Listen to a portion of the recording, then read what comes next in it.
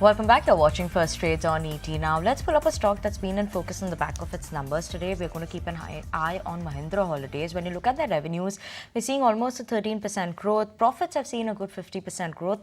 But what's the trajectory in terms of the margins? Because they still have remained at the same level in the last couple of quarters. To talk all about that, we're joined by the CEO and Managing Director of the company, Kavinder Singh, joining in with us right now. Mr. Singh, good morning. Thank you so much for joining in with us this morning on ET Now. Let's start by that operational performance, which I was talking about, because that still remained muted in the last couple of quarters, the 23% range for the EBITDA margins. What's the outlook in terms for the margins as well as in terms of the profitability going forward? Could we expect the margins to cross and move way past that 23% mark? So just wanted to give you let's say, an overview of our performance in quarter four. It's one of our best quarter fours that we had, whether it is in terms of member additions, whether it is in terms of upgrades, and even at a full year level, our member additions clocked 20,000, which is 15% up.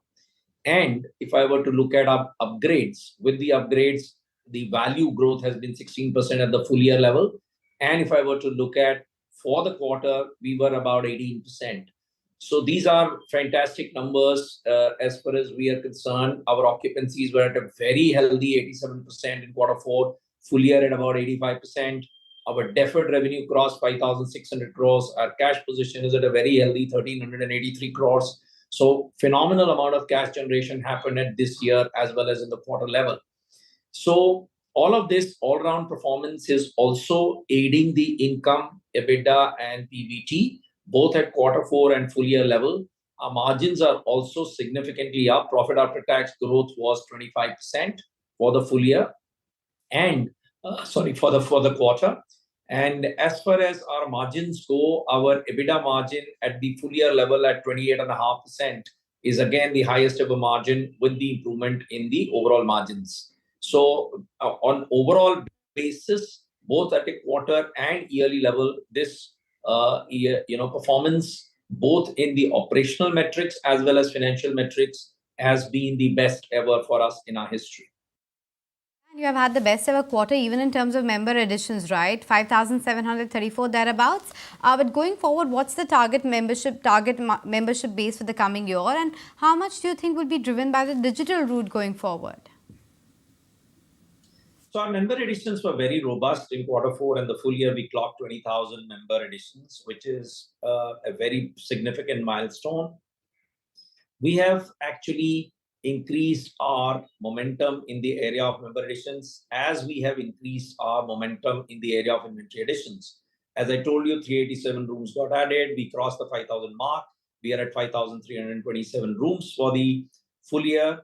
When I look at member additions, the fact that our membership holds huge value in terms of holidaying with your family, multi-generational holidays is what we are seeing people doing, and the immersive experiences that we provide, as a result of which there is a significant pull we are seeing for our member additions. Our referrals and digital put together contributed 59% of our sales came through the referral and digital route in the quarter four, and for the full year, 57% of the sales. Now, this is very admirable because digital route of acquisition is firing well. So is referrals, because in our business, referrals are extremely important.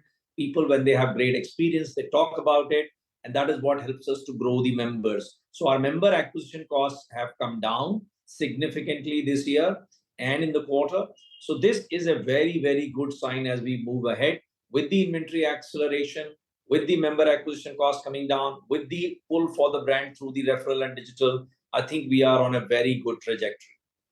Right. And what about your capex, the plan that you had to invest about 4,500 crore rupees in the next 3 to 4 years to double your room capacity? What geographies are you looking at? So as far as geographies go, our primary focus is India. We are, of course, looking at the Southeast Asia as well, including countries like Sri Lanka.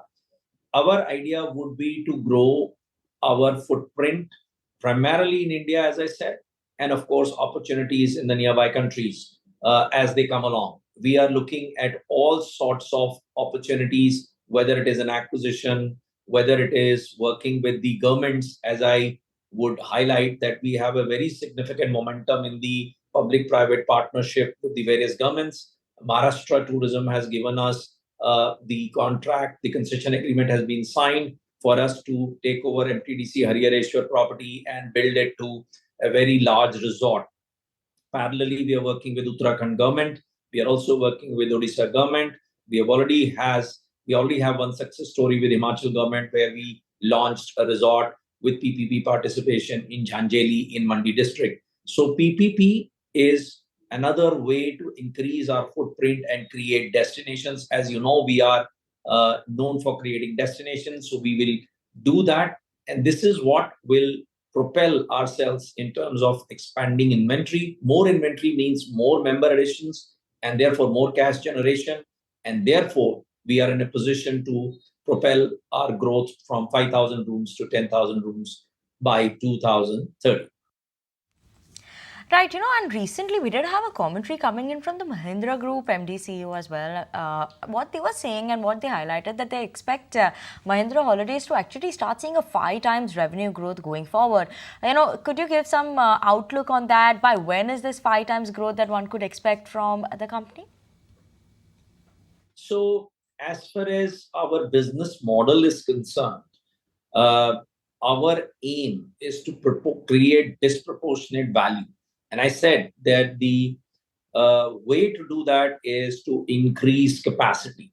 So the route is to increase the rooms from 5,000 to 10,000, drive resort revenues disproportionately by ensuring that people spend money in the resorts, whether it is F&B activities, etc., and also get the right customers who are going to be able to enjoy this experience. That is the business model that we have.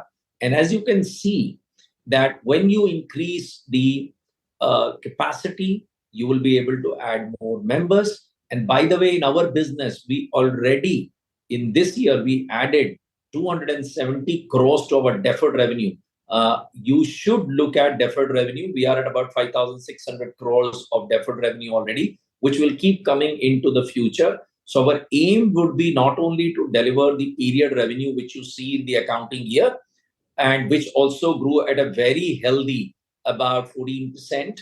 And our aim would be to obviously accelerate that, but parallelly, just ensure that the deferred revenue is also seen, which is currently at a very healthy level of 5,600 crores, which will keep adding to our revenue in the future. So we have multiple levers to grow our revenue. Resort revenue, deferred revenue is growing. That's a function of how we quickly accelerate member additions and how many members we upgrade. And that is a function of the experiences we provide. So it's all an integrated whole. All of these levers will be pressed to achieve the targets that we have set out for ourselves.